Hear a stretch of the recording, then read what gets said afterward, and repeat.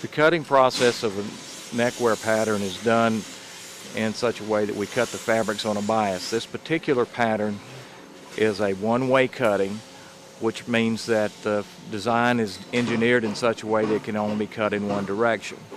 The cutting of the fabrics on a bias allow for the fabrics to give, offering multiple shapes, lengths, widths, and models of ties requires that we be able to make our patterns in such a way that we have very good utilization.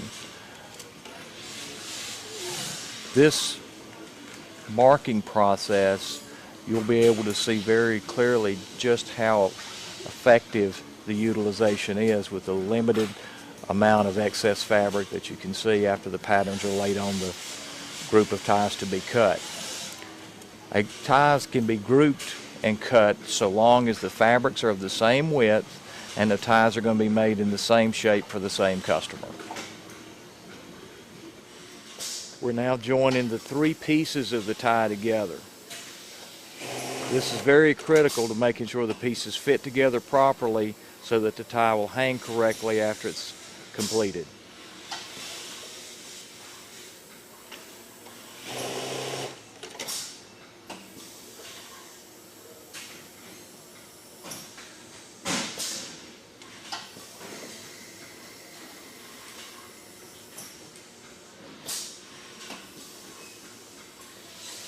The content tab has to be placed precisely in order to be located correctly once the tipping is sewn on the tie. The margins used for sewing the tip lining on the large and small end of the tie very critical to the appearance of the tie on the back of the large and small ends once the tie is completed.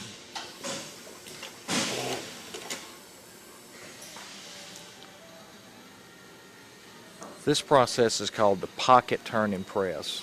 What this really is turning the tip lining inside out after it's been sewn on the reverse to make the margin on the back of the tie.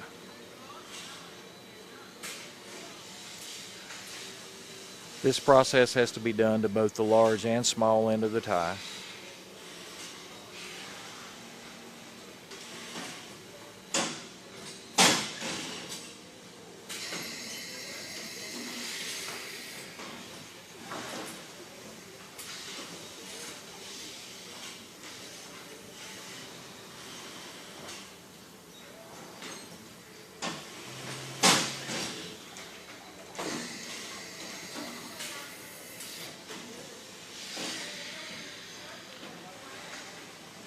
Once the pockets have been pressed, we'll then what we call piece press the tie, to press the seams that join the three pieces of the tie together.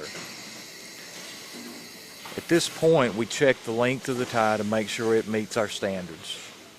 Standard for a regular length tie is 57 inches. The standard for an extra long is 62. In our business, we do a lot of special makes, which may require a length varying anywhere from a very short tie to ties as long as 70 or 72 inches long, depending on the particular customer. This is the pinning process, the beginning of this hand slip stitching process. This is where the shell fabric is actually hand fit to the particular inner lining. This is the real creation of a handmade necktie. Once the pinning process has been completed, we'll begin the hand stitching. There's approximately 100 hand stitches in the length of a tie. The hand slip stitch is the lifeline of the tie.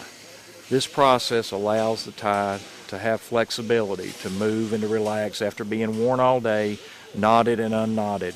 The quality of the fabric, the quality of the inner lining, and this process really make a difference in the way a handmade tie drapes and the way that it returns to shape after being worn all day.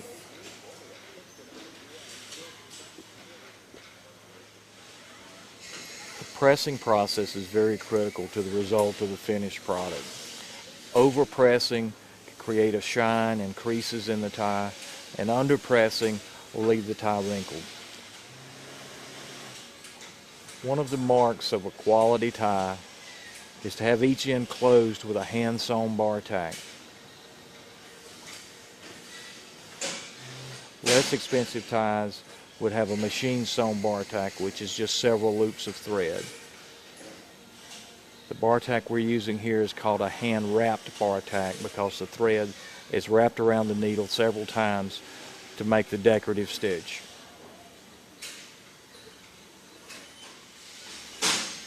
The self loops we use on our ties are attached in the center in the slip stitch as well as on each corner. This holds the loop securely.